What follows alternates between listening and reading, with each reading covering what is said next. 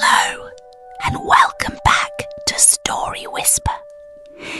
Tonight, I'd like to tell you about a place that doesn't exist anywhere on a map. And yet, if you're very tired and very lucky, you might find yourself there anyway. Get comfortable. Dim the lights if you can. Pull a blanket close. And let's begin. There is a bookshop that only opens between the hours. Not late at night, not early in the morning. Between, in that strange, soft pocket of time when the clock seems to pause, just for a moment, before deciding which hour to become next. You won't find it by looking for it. You'll find it by stopping looking. By wandering down a street you've walked 100 times before, tired, with nowhere in particular to be, and noticing for the first time a narrow door tucked between a bakery and a shuttered flower stand. The door is a deep green, the colour of moss that's had centuries to grow undisturbed. Above it, in faded gold letters, a sign reads, "The last page, books for the weary." There's no bell. No need for one. The shop knows when someone arrives.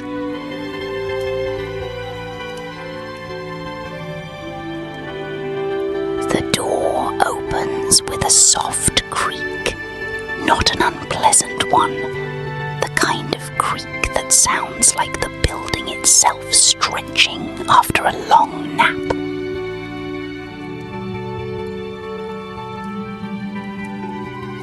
Warm light spills out from somewhere inside, cold and flickering like a dozen candles burning low.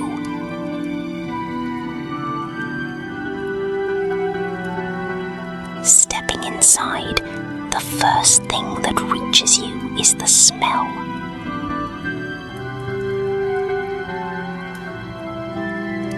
Old paper, leather bindings, a faint trace of cinnamon drifting from somewhere in the back. Dust, but the comforting kind. The dust of a place that has been lived in, not neglected.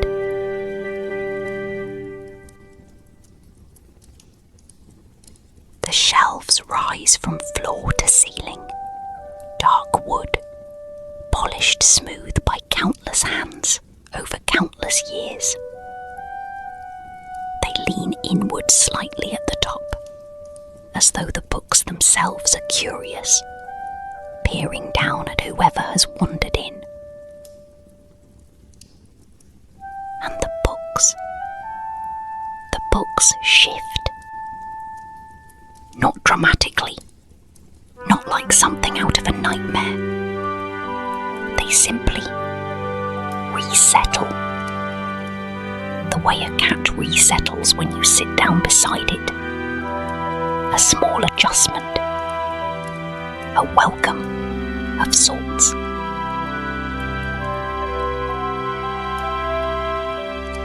Behind the counter sits the shopkeeper.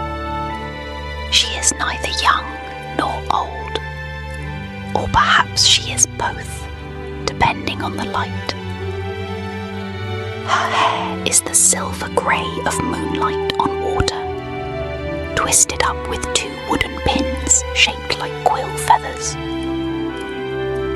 She wears a long cardigan, soft and oversized, the sleeves pushed up to her elbows, and around her neck hangs a pair of reading glasses she never quite seems to need. She looks up, smiles, the way someone smiles when they've been expecting you, even if they didn't know your name. She says, her voice low and warm, like tea steeping. You found the door. You nod, or maybe you don't. Maybe you're too tired to do anything but stand there, breathing in the smell of old paper and cinnamon. That's all right, she says. Most people don't say anything the first time. Come in, sit down. The shop will take care of you. There's a chair by the window, a deep, overstuffed armchair, the kind that seems to have been built specifically for sinking into.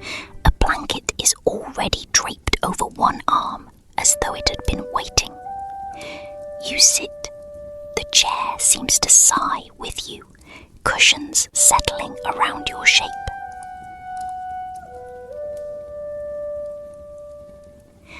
Outside the window, it's snowing, or perhaps it's raining, or perhaps it's simply dark, with small lights drifting past like fireflies. The shop doesn't seem to mind which. The window shows whatever feels right. The shopkeeper moves through the shelves, humming softly, a tune with no real melody, just warm, wandering notes, the kind you might hum without realizing you're humming at all. Her fingers trail along the spines of the books as she walks. Some books lean toward her touch, others shy away, tucking themselves slightly deeper into the shelf, not ready to be read tonight.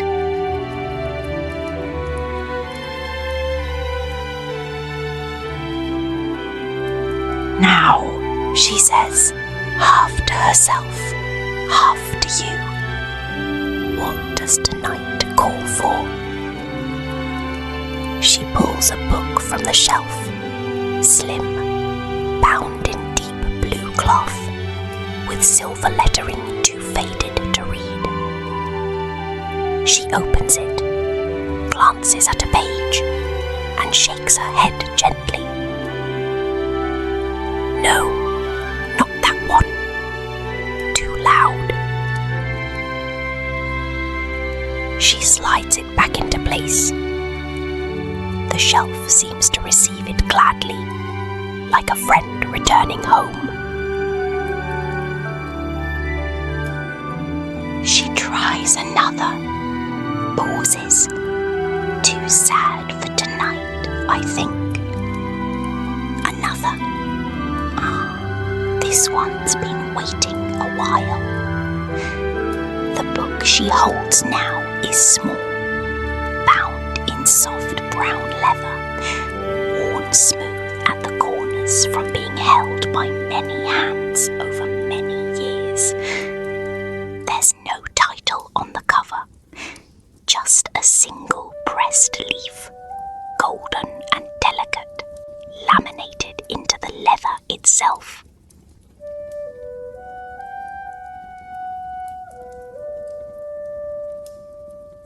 She settles into the chair across from you. When did that second chair appear? You don't remember it being there before. But it fits, the way everything in this shop seems to fit, as though the room had simply been waiting for the right moment to reveal it.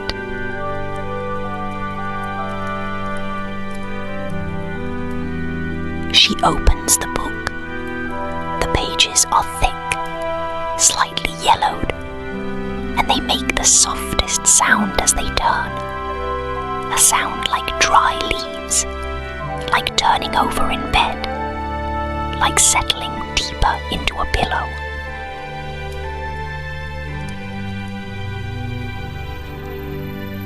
This is the story of a lighthouse, she says, that fell in love with the sea.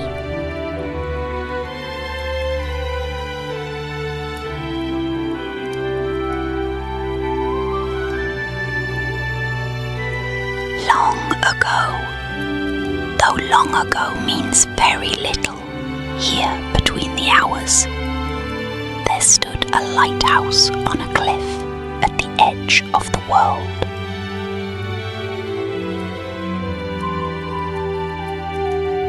It wasn't a particularly grand lighthouse, no taller than it needed to be, no fancier than necessary. Its paint was white, though the salt air had worn it to a soft, weathered grey in places, the way an old photograph fades at the edges.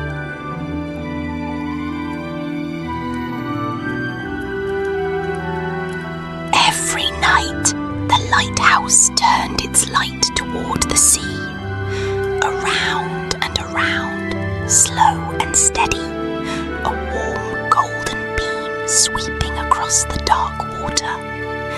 And every night, the sea reached toward the light, not with waves, though there were waves, of course, gentle ones that lapped against the rocks below, but something deeper.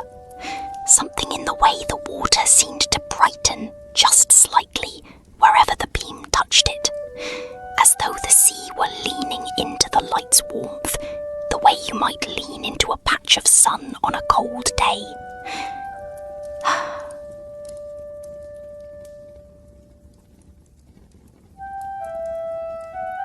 The lighthouse keeper, an old man with a beard like sea foam and hands like driftwood, noticed this, of course. He'd lived beside that lighthouse for 40 years, and he'd come to understand its moods the way you come to understand the moods of an old friend.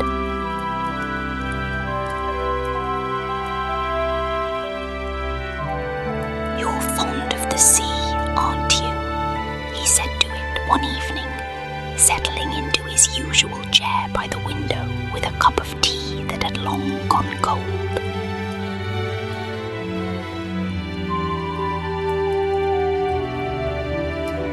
But the lighthouse, of course, said nothing.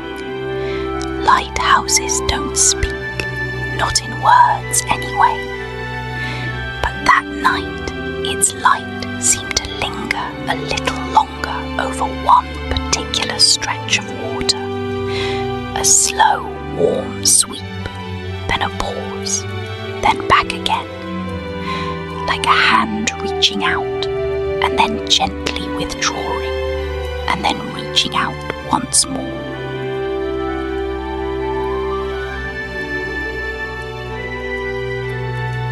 Years passed the way years do, between the hours, which is to say, not quite in order, and not quite at the pace you'd expect. The old keeper grew older still. His hands grew slower. Some nights he forgot to light the lamp until well past dark, and the lighthouse would simply light itself. No one ever spoke of this. It seemed impolite to mention. And every night, still, the light reached for the sea, and the sea reached back. One evening, a particularly soft one, the air thick with the smell of salt and rain not yet fallen, the old keeper sat by the window with his cold tea, watching the light sweep its slow circle.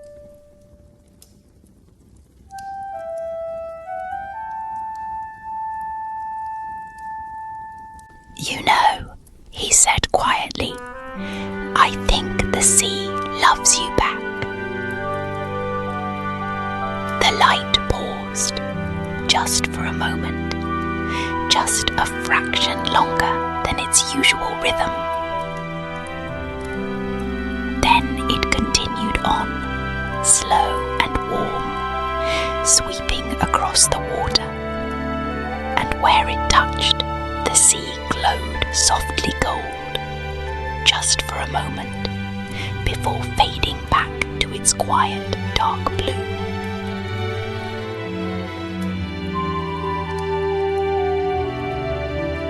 The old keeper passed away eventually, the way old keepers do, peacefully in his chair, with his cold tea beside him, and the lighthouse's glow falling softly across his face.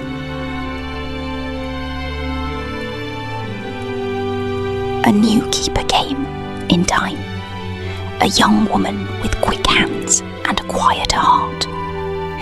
She didn't know the lighthouse's moods yet, not the way the old man had, but she learned.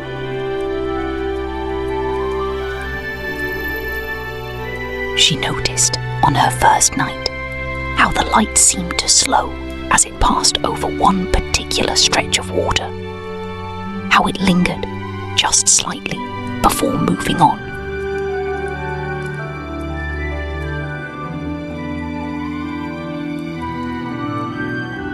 She didn't ask why. She simply let it linger. And the sea, in turn, glowed a little brighter that night than it had in many nights before, as though it too were grateful for someone who understood, even without being told.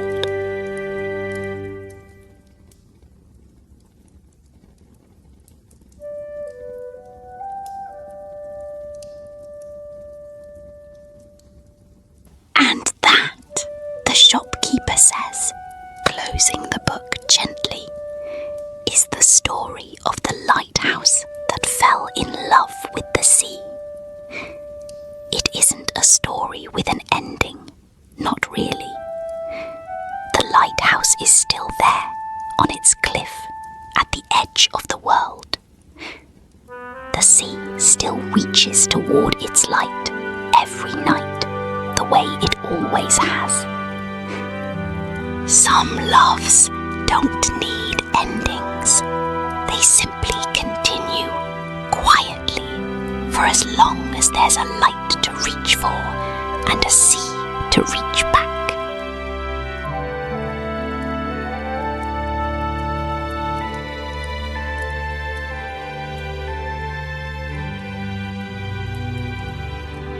The shopkeeper sets the small brown book down on the table between you.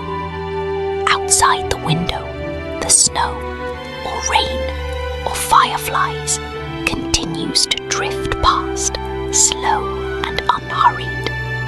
You can stay as long as you like, she says softly. The shop doesn't mind. It rather likes the company. She rises, moving back toward the shelves, humming that same wandering, melodyless tune. The candles flicker low. The books resettle gently on their shelves, the way they do when they're satisfied, when a story has been told and received and tucked away safely for another night. The chair is warm, the blanket is soft, and somewhere between the hours, the bookshop settles in around you, patient, quiet, and glad that you found the door.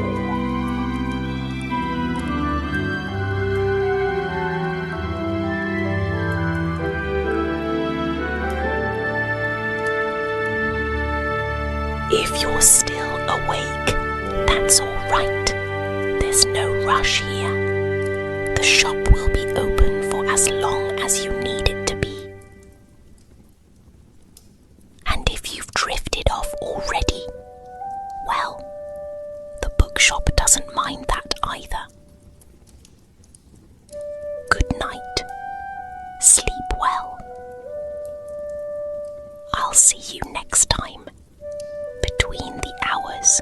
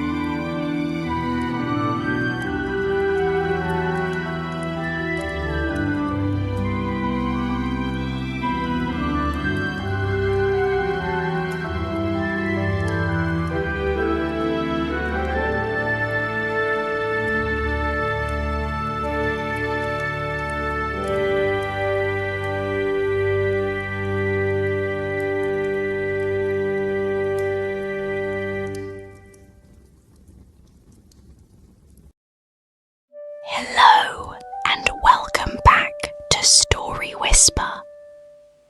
Tonight, let's visit a little bakery, one that only opens once the sun has gone down and only for people who need it most. Get comfortable, dim the lights if you can, pull a blanket close, and let's begin.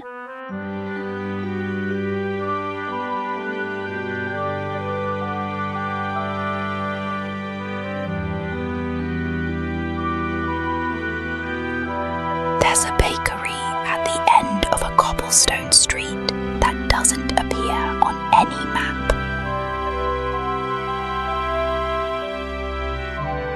During the day, the space is empty, just a dusty window and a faded closed sign, the kind of shopfront people walk past without a second glance.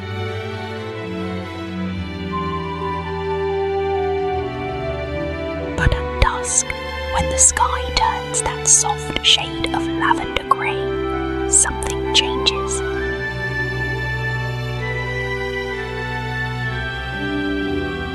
A warm light flickers on behind the window.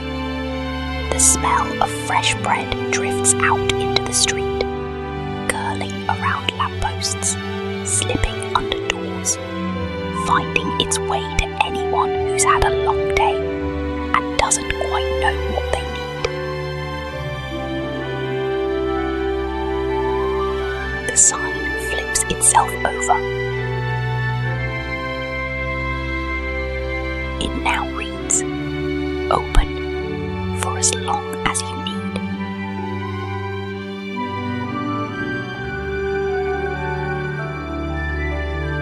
Stepping inside, the door gives a soft chime, not sharp, but low and round, like a wooden spoon tapping gently against a ceramic bowl. The bakery is small, cozy. The walls are lined with shelves of jars, flour, sugar, dried herbs, things with labels too faded to read. A great stone oven sits in the back corner, glowing faintly orange, radiating a warmth that seems to reach every corner of the room. And the smell. Cinnamon, butter, something sweet baking slowly, filling the whole space with a comfort that feels almost like a memory, like a kitchen from childhood, even if you've never been in this kitchen before.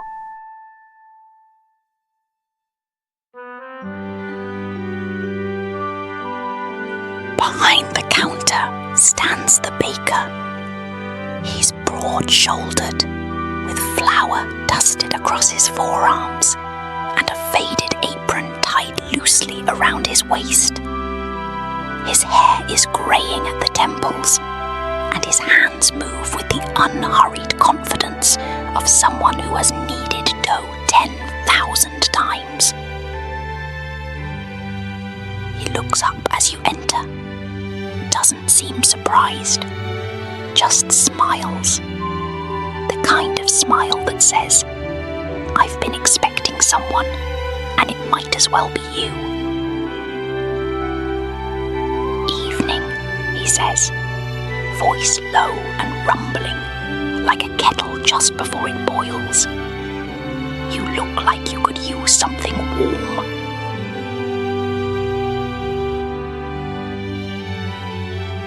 There's a small table by the window, round, wooden, worn smooth at the edges. A single chair is pulled out, as though waiting. You sit. The chair creaks softly, settling under you. Outside the window, the street is quiet. A few lanterns flicker. Somewhere far off, footsteps pass and fade.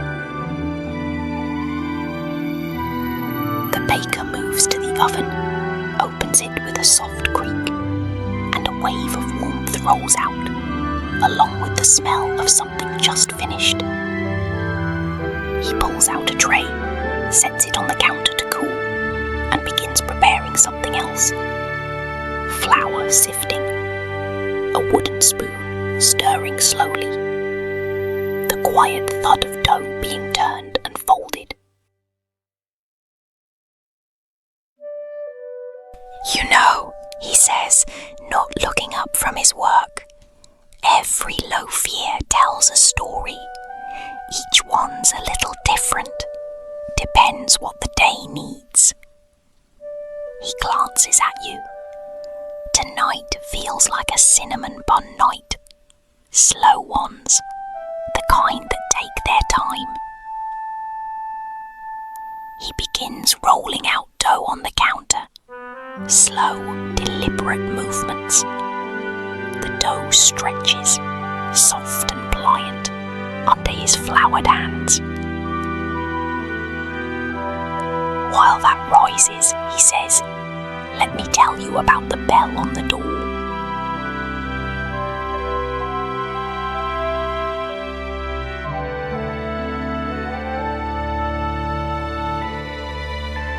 A long time ago, though time moves strangely here, the way it does in places that exist between things, this bakery had an ordinary bell, just a small brass bell, the kind you'd find on any shop door. But the baker who ran this place back then, an old woman with silver braids and ink-stained fingers, noticed something odd. The bell only rang when someone truly needed to come in. People would walk right past the shop, even with the door wide open, the smell of bread drifting into the street. They simply didn't notice it. The bell stayed silent. The shop stayed quiet. But when someone needed it, really needed it, the bell would chime, soft and low, even before they touched the door.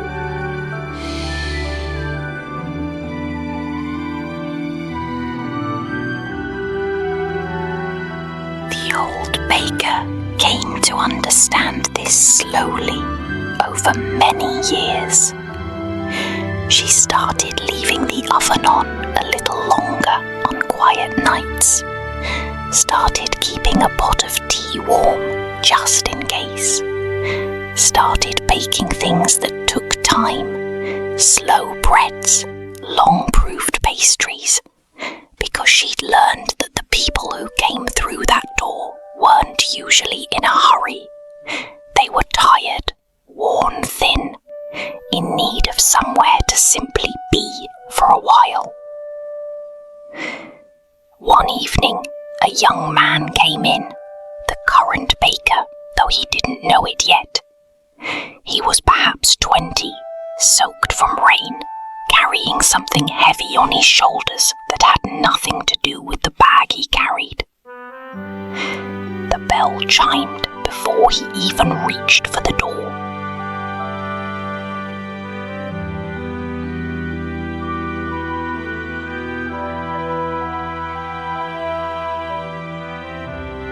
The old woman didn't ask what was wrong. She simply pulled out a chair, set a cup of tea in front of him, and returned to her dough. "Sit," she said. "Stay as long as you'd like. The bread isn't going anywhere." He sat and stayed. Not just that night, but many nights after. He learned to bake from her, the old woman's slow, careful way of doing things. How to listen to dough as it rose. How to know, just by smell, when something was nearly ready. How to leave the oven on a little longer, just in case someone needed the warmth. Years passed. The old woman grew tired, the way old bakers do.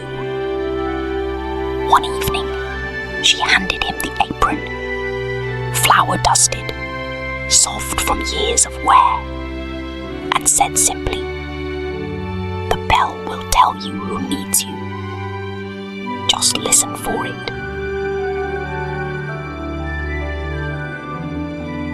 And that's how it's been ever since. The baker glances toward the door now, as if remembering. "The bell rang for you tonight," he says softly, "which means you're exactly where you're meant to be, for now anyway." He pulls the tray of cinnamon buns from the oven, golden, glistening, the smell filling every corner of the small shop. He sets one on a plate in front of you, steam still rising gently from its center. "No rush," he says. "Stay as long as you need."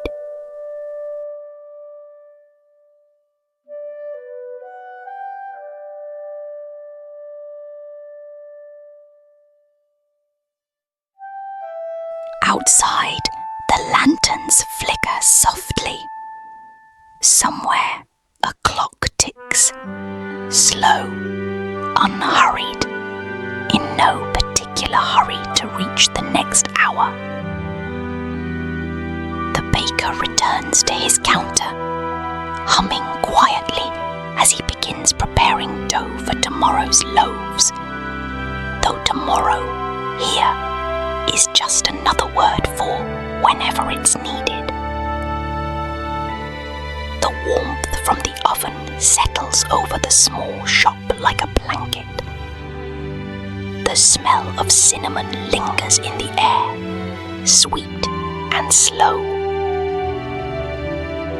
And the bell on the door stays quiet, content for now with the one person who needed it tonight.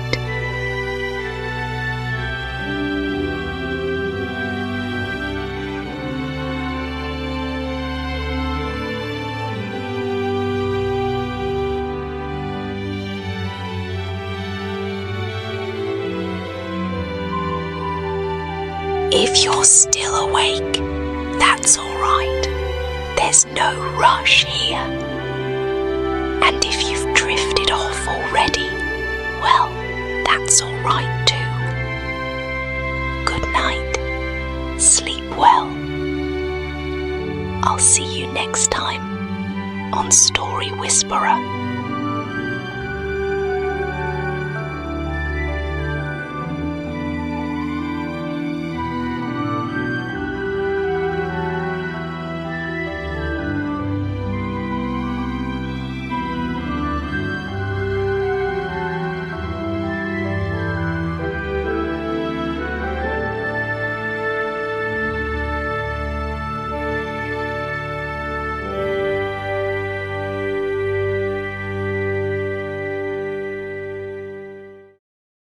Hello, and welcome back to Story Whisper.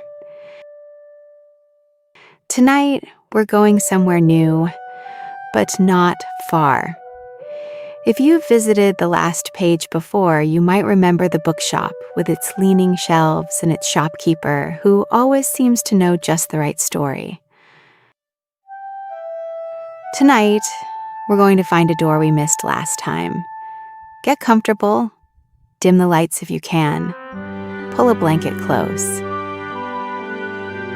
And let's begin.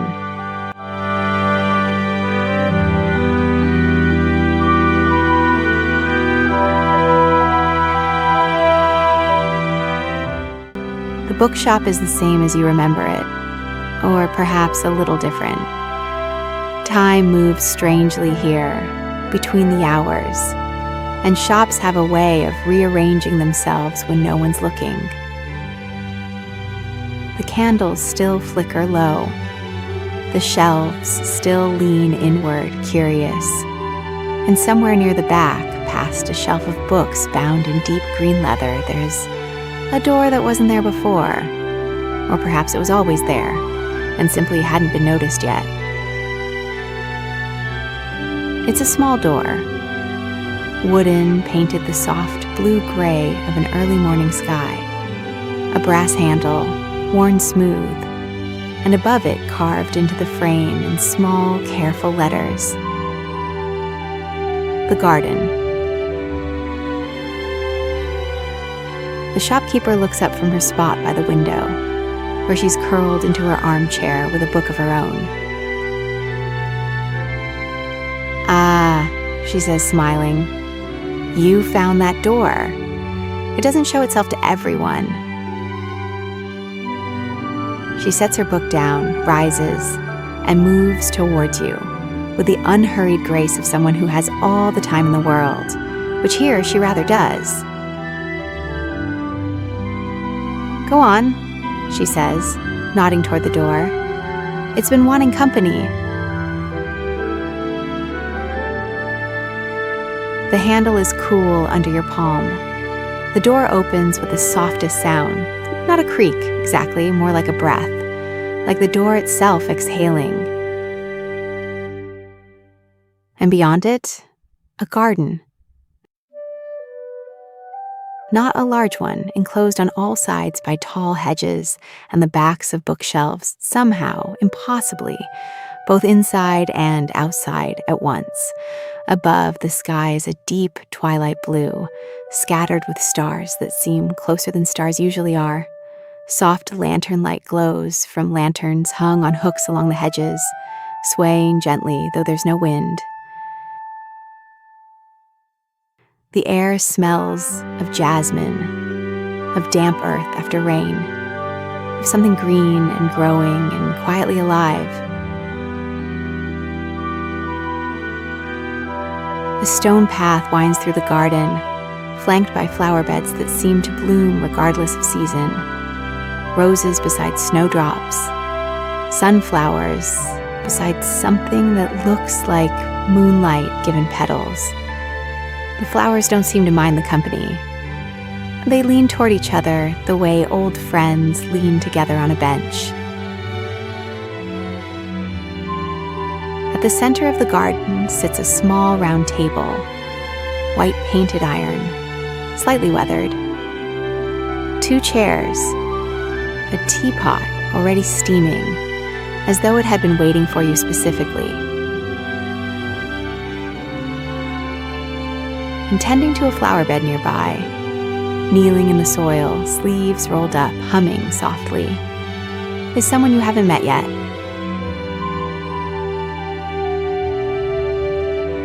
She's younger than the shopkeeper, with dark curly hair tied back loosely, strands escaping around her face. Her hands are deep in the soil, gently working something into the ground. Bulbs, perhaps, or seeds. She doesn't look up right away. "You're new," she says, not unkindly. "Just an observation, the way you might note that it's raining, or that the tea has gone cold." She sits back on her heels, wipes her hands on her apron, and finally looks up. Her eyes are warm, a little tired, but kind. "I'm Mira," she says. "I look after the garden. Sit, if you like. The tea's ready. It's always ready here." You settle into one of the iron chairs. It's cooler than you expected, but not unpleasantly so, the kind of cool that feels grounding, like the first touch of evening air after a warm day. Mira pours 2 cups of tea, a pale gold color, steam curling upward, smelling faintly of chamomile, and something else. Something green. Mint, perhaps, or the smell of fresh-cut grass. "This garden," she says, settling into the chair across from you, "doesn't really follow seasons. Things bloom when they're ready, not when the calendar says they should." She gestures toward the flower beds. Some of these flowers have been blooming for years. Others bloomed once, just for a single night, and never again. The garden doesn't mind either way.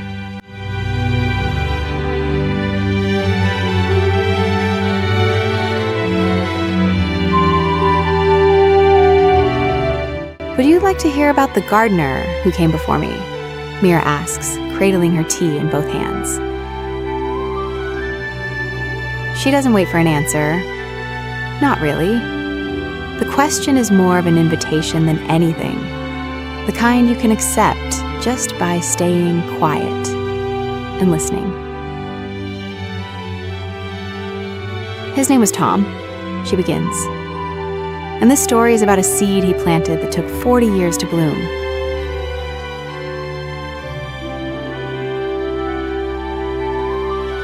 Long ago, before Mira tended this garden, there was a gardener named Tom, an older man, broad and weathered, with hands like tree bark, and a quiet, patient way about him. Tom had been given a single seed by a traveler who passed through one evening.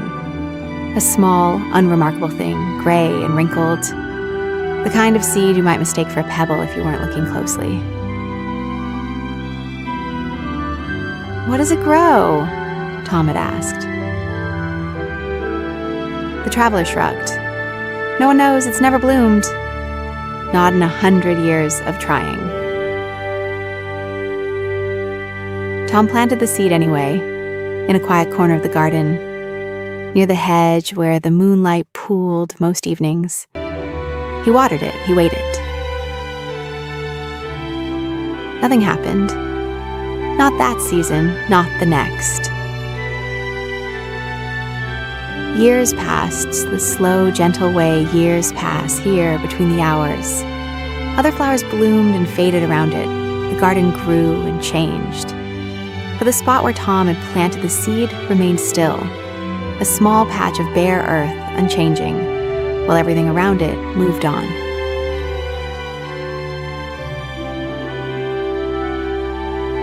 Some visitors asked Tom why he kept watering an empty patch of soil.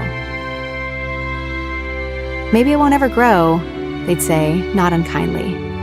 "Maybe it's time to plant something else there." But Tom would just smile, water the spot anyway, and say, "It's not ready yet. That doesn't mean it won't be." He said this for years, decades even. His hair turned from brown to gray to white. His hands grew slower, his steps grew shorter. But every evening, without fail, he'd kneel by that small patch of earth and water it gently, humming the same quiet tune he'd hummed since he first arrived in the garden.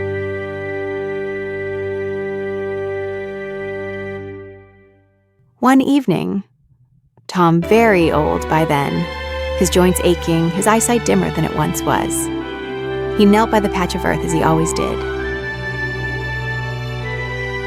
And he noticed something. A small green shoot, no bigger than a fingernail, pushing up through the soil, pale and delicate, reaching toward the lantern light. 40 years. 40 years of watering an empty patch of soil. And on this particular evening, something had finally decided it was ready.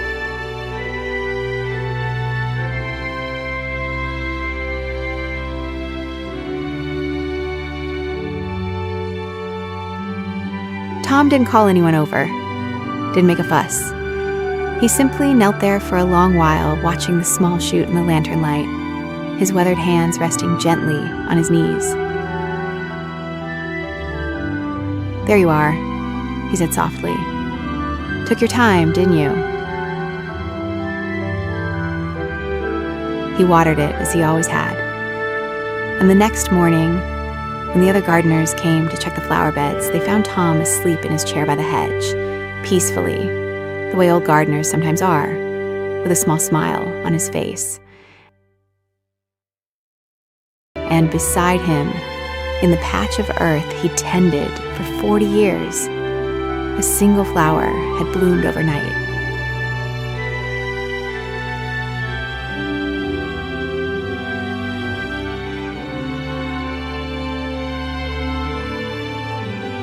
Mira sets her tea down gently, glancing toward a corner of the garden where, sure enough, a single flower grows, pale silver blue, petals like moonlight folded into shape, glowing faintly even without the lantern's help. "It's still there," she says quietly, "still blooming. Every night, the same flower, fresh as the night it first opened." She's quiet for a moment, watching it. "I water it every evening," she says, "just like Tom did. Not because it needs it, I don't think it does, not anymore, but because, well, some things deserve to be tended, even after they've already bloomed. Especially after."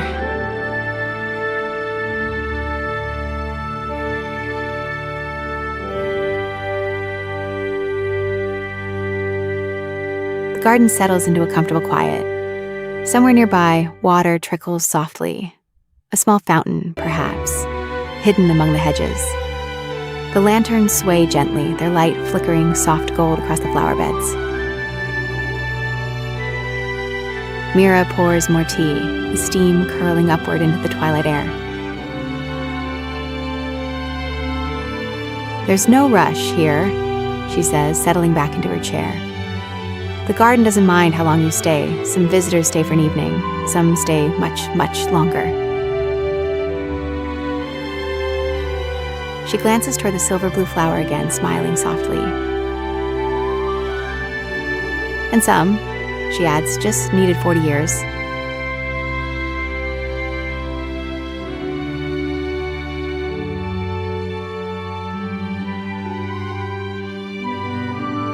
Time passes differently in the garden. The stars overhead seem to drift slow and unhurried, rearranging themselves into shapes that almost look familiar before shifting again into something new. The tea grows cool, but neither of you minds. Mira hums quietly as she works, tending to the flower beds nearby, pulling a small weed here gently, straightening a drooping stem there. Her movements are slow, careful, unhurried. The jasmine smell grows stronger as the evening deepens. Somewhere an owl calls softly, once then again, then settles into silence.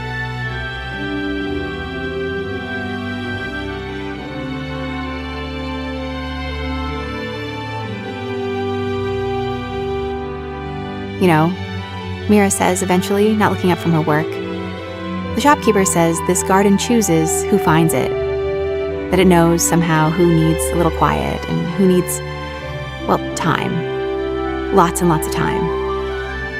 She glances at you, smiling gently. "I don't know if that's true, but it's a nice thought, isn't it? That a place might wait for you. That it might already be growing something even before you arrive. Something that just needed enough time to bloom."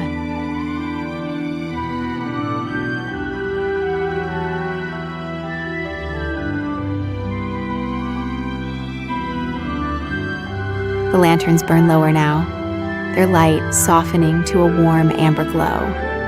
The flower beds settle into shadow, though the silver blue flower in the corner continues to glow faintly, steady and patient, the way it has every night for longer than anyone can quite remember. Mira sets down her gardening tools, brushes the soil from her hands, and settles back into her chair with a contented sigh.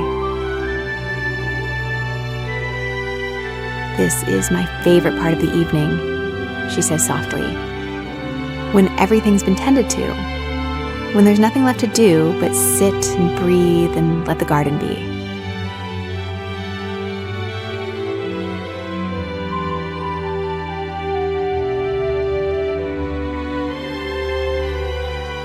The tea is cold now, but it doesn't matter. The night is warm, the jasmine is sweet, and somewhere above, the stars continue their slow, unhurried drift. Mira's humming grows softer, slower, eventually fading into a comfortable silence. The kind of silence that doesn't need filling. The garden breathes around you, leaves rustling faintly, water trickling somewhere unseen. the distant glow of the silver blue flower steady and calm. And if you happen to drift off here, in this quiet garden between the shelves, well, the garden doesn't mind. It's used to visitors who stay a little longer than they planned.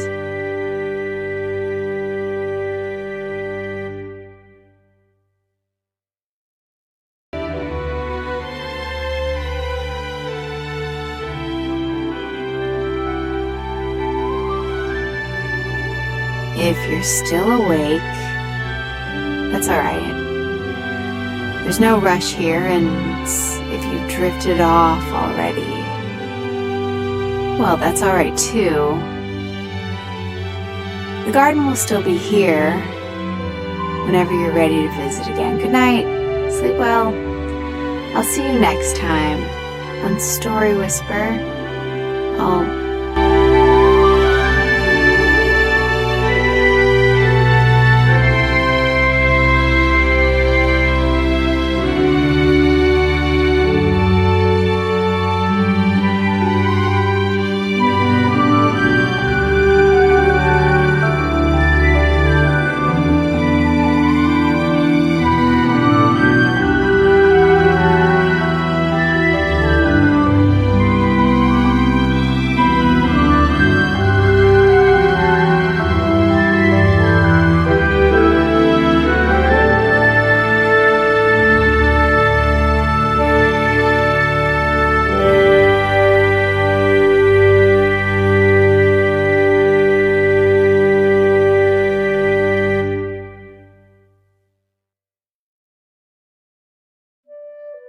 Hello, and welcome back to StoryWhisper.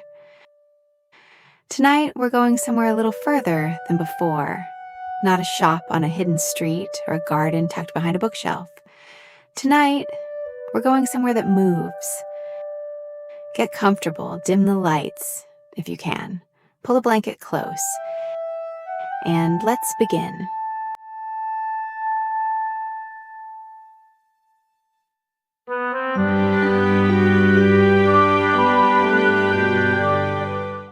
There is an inn that follows the road. Not in a dramatic way, but it doesn't roll on wheels or float or shift overnight in a way anyone could point to and say, there, it moved. It simply appears. Wherever the road goes, wherever weary travelers find themselves at the end of a long day, they sometimes round a bend and find it there, waiting. It looks different each time. Different people. Some see a wide, low building with a thatched roof and ivy climbing the walls. Others see a tall, narrow place with many windows, warm light pouring from every floor. Others see something smaller, more modest, in a single room and a fire and a kind face at the door. The inn shows you what you need. Not always what you expect, but always what you need. Tonight, it appears at the end of a long dirt road, where the path curves gently through a dark forest and the trees thin, just enough to let the moonlight through. The sign above the door reads, "The Wanderer's Rest. All roads lead here eventually." There's smoke rising from a wide chimney. The windows glow amber and gold, and faintly from somewhere inside comes the sound of music, a single instrument, low and warm, playing something slow and unhurried. The door opens before you reach it. Inside the inn is exactly as warm as you hoped it would be. A great fireplace dominates one wall, its fire burning steady and orange, casting long, soft shadows across the low-beamed ceiling. Mismatched chairs and tables fill the room, no two quite the same, as though the inn has collected them over centuries of travel. One chair from here, one table from there, each with its own quiet history. The smell is wood smoke, and something savory simmering somewhere. A pot on a back stove, perhaps, filling the whole space with the kind of smell that makes you realize you've been cold for longer than you knew. And the music, closer now. A lute played softly in a corner by a figure you can barely make out in the dim light. Head bowed over the instrument, fingers moving slow and sure across the strings. The innkeeper comes from somewhere in the back, wiping her hands on a cloth tucked into her apron. She's small, but carries herself with the quiet authority of someone who's managed a great many difficult situations with very little fuss. Her hair is red, shot through with silver, pinned up loosely.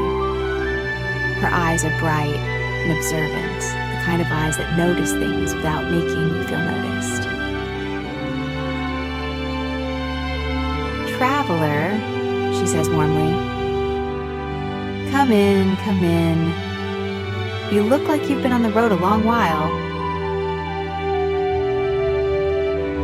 She doesn't ask where you've come from or where you're going. This, you'll come to learn, is the inn's way. It doesn't ask questions, it simply receives you wherever you are in your journey. "There's a chair by the fire," she says, "and supper won't be long." The chair by the fire is deep and wide, with arms you can rest your elbows on, and a back tall enough to lean your head against. A cushion, slightly worn but very soft. A footrest, positioned exactly right.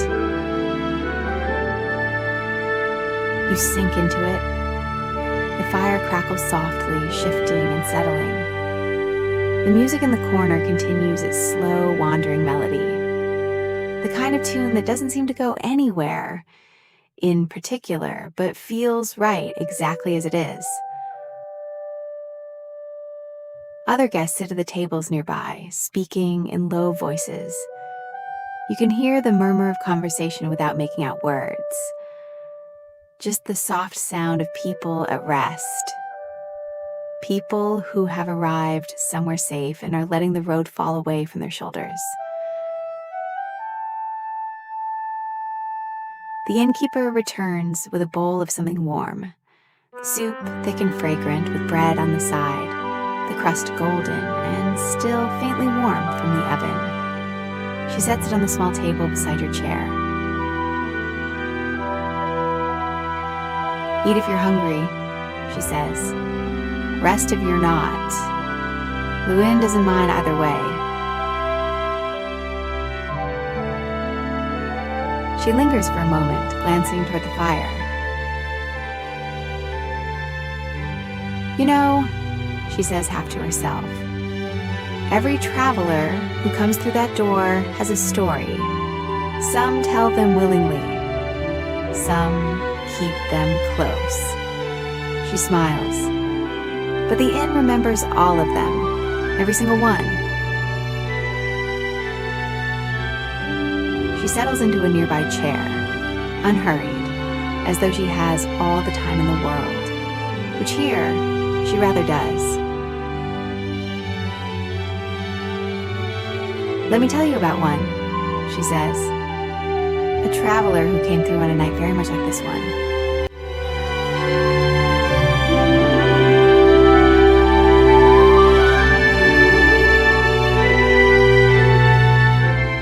His name was Aldric, and he arrived at the inn in the middle of a rainstorm, soaked to the bone, carrying nothing but a small worn satchel, and an expression of someone who had been walking for a very long time, without knowing quite where they were going. The inn appeared to him as a low stone building, lights in the window, smoke from the chimney. Nothing grand, but to Aldric, who had been walking through rain for 3 days and sleeping under trees, it might as well have been a palace. He pushed open the door. The warmth hit him like a wave. "Come in," said the innkeeper, a different face then, but the same bright eyes, the same unhurried manner. "You're just in time." Aldric was, by trade, a mapmaker. He had spent 20 years drawing the roads of the known world. Every path, every lane, every track through every forest, committed to paper in his careful, precise hand. He knew roads the way other people knew their own names.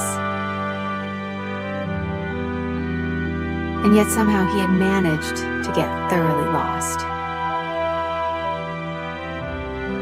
"Not the roads," he explained, sitting by the fire, his wet coat steaming gently on the rack nearby. "I know where I am on the roads perfectly well. It's just, I don't know where I'm going anymore, and I've been a mapmaker long enough to know that those are two very different problems."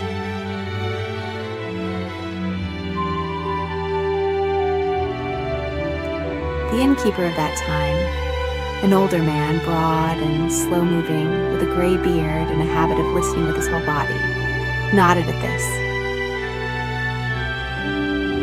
"Maps," he said, "tell you where the roads go. They don't tell you which one is yours." Aldric looked at him. "No," he said, "they don't." He stared into the fire for a long while after that. The rain drummed on the roof, steady and persistent. The other guests came and went, their quiet conversations washing over him like water. He stayed 3 days.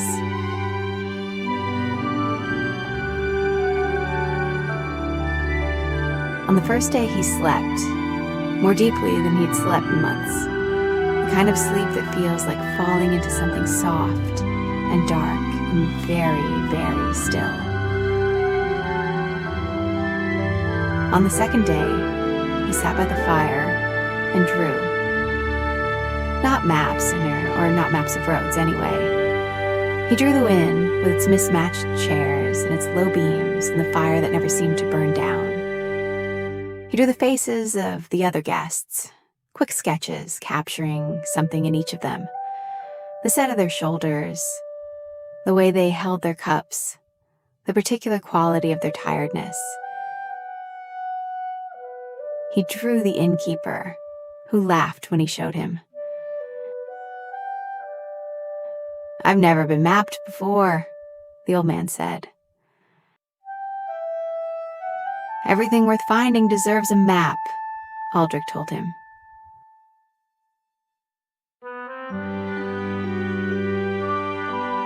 On the third day, he sat outside on the inn's small porch as the rain cleared, watching the road dry in the morning sun.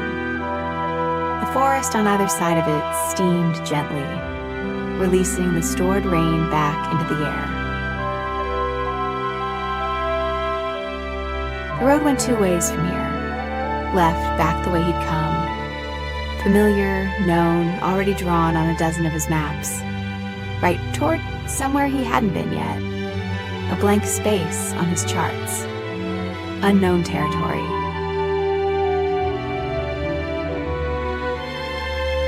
He sat there a long time, his mapmaker's eye tracing both directions.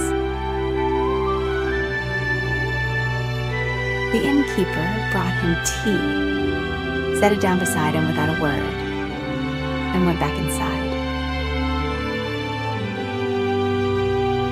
When Aldric finally left, in the morning of the 4th day, satchel repacked, coat dry, feet rested, he went right. He didn't know what was down that road. He had no map for it, no notes, no prior accounts from other travelers. Just the road itself, drying out after the rain, winding away into the trees. He paused at the turning, looked back at the inn once. The innkeeper was in the doorway, the same unhurried expression, the same bright eyes. "Will I find what I'm looking for?" Aldric called back. The old man considered this for a moment. "I expect," he said finally, "that you'll find something better. You'll find what you didn't know you were looking for." The innkeeper settles back in her chair, the fire casting warm gold across her face. "He came back years later," she says. "Different road, same inn. It always works out that way, eventually. He had a whole new collection of maps by then. Roads no one had drawn before. Places no one had thought to look for." She glances at you, smiling gently.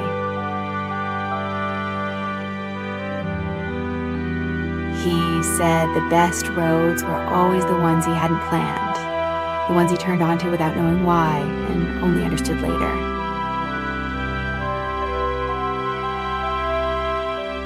She's quiet for a moment, watching the fire.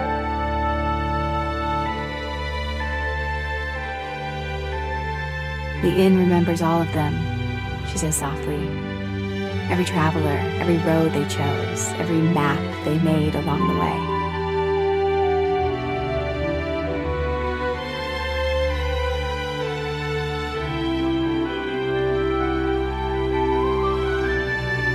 The music in the corner has slowed even further now, the lute player barely moving, fingers drifting across the strings in long, unhurried sweeps.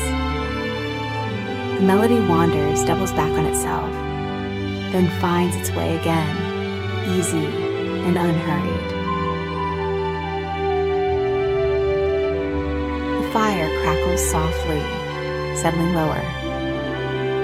Outside, the night deepens, the forest quiet, the road empty and silver in the moonlight.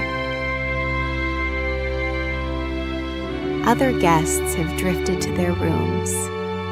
The murmur of conversation has faded to nothing, leaving only the music and the fire and the soft sound of the inn breathing around you.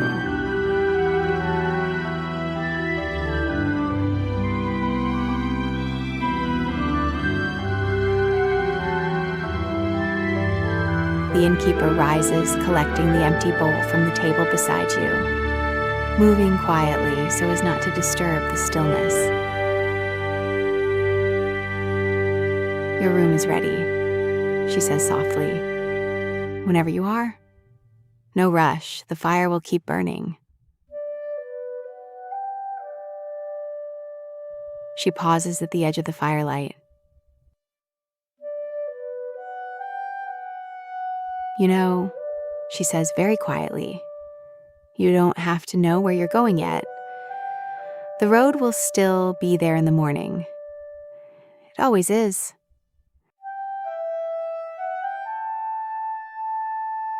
She smiles once, then disappears back into the depths of the inn, her footsteps soft, fading, until the only sounds left are the fire and the music and the distant, quiet night.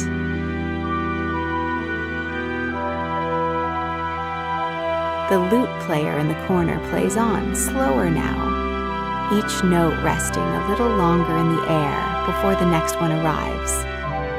The melody has no destination, and it doesn't need one. It simply moves and rests and moves again.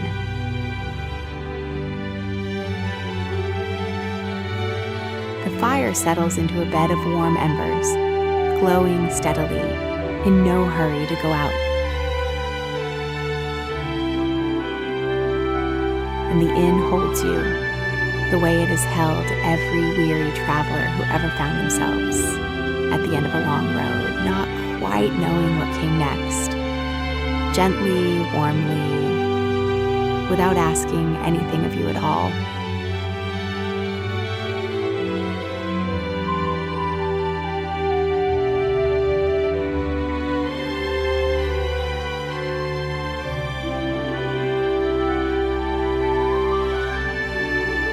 If you're still awake, that's all right. There's no rush here. The road will still be there in the morning. It always is.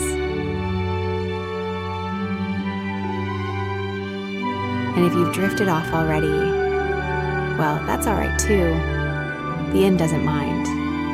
It's used to travelers who stay a little longer than they planned.